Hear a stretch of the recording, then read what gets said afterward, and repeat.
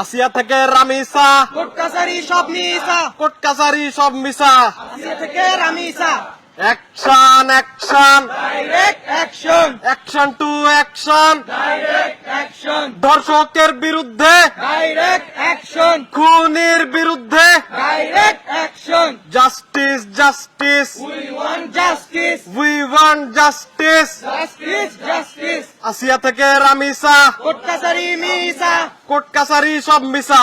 আসিয়া থেকে রামিসা। আসিয়া বিশেষভাবে উল্লেখ্য, গত পরশু রাজধানী ঢাকার মিরপুরে মাত্র 7 বছর বয়সী স্কুল শিক্ষার্থী রামিসাকে ধর্ষণের পর হত্যা করে লাশ খণ্ড বিখণ্ড করেছে পাশের বাসার বাসিন্দা সোহেল রানা ও তার সহযোগী স্ত্রী।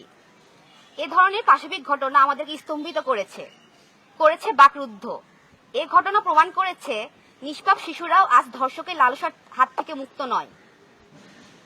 আমরা ক্ষোভের সাথে জানাতে চাই যে রামিসার উপরে হওয়া এই ন্যাক্কারজনক ঘটনাটি বিচ্ছিন্ন কোনো ঘটনা নয়, বরং এটি ধর্ষকদের দেশ জুড়ে চলতে থাকা বর্বরতার সাম্প্রতিকতম।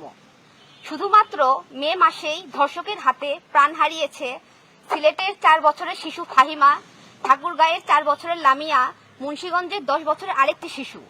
ইতোপূর্বে মার্চ মাসে সীতাকুণ্ডে ধর্ষণের পর বিচ্ছিন্ন শ্বাসনালী চেপে ধরে রক্ত ভেজা শিশুর বাঁচার আকুতি আমরা দেখেছি নেত্রকোনায় 11 বছরের মাদ্রাসা ছাত্রীর ধর্ষণের পর অন্তঃসত্ত্বা হয়ে পড়ার মতো ঘটনাও। রামিসার ঘটনায় অভিযুক্ত সোহেল পুলিশের কাছে ইতিমধ্যে দায় স্বীকার করে জবানবন্দি দিয়েছে। লামিয়া এবং ফাহিমার ধর্ষকও স্বীকারোক্তি প্রদান করেছে।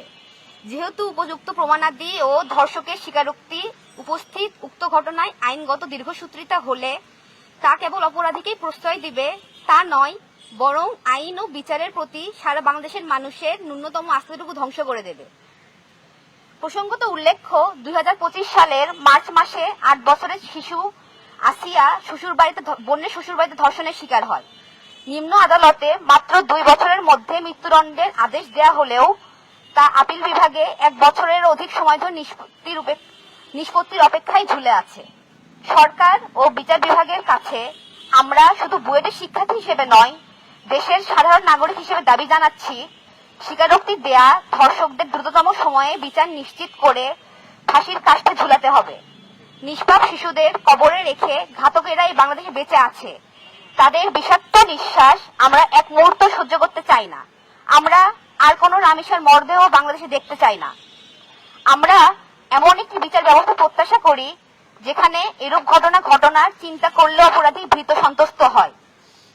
ধর্ষণের মামলার দ্রুত নিষ্পত্তির জন্য বিচার বিভাগীয় ট্রাইব্যুনাল গঠন করতে হবে এবং ধর্ষণের মামলাকে যেন বিচার ব্যবস্থার প্রতিটি পর্যায়ে অগ্রাধিকার দেওয়া হয় তা নিশ্চিত করতে হবে।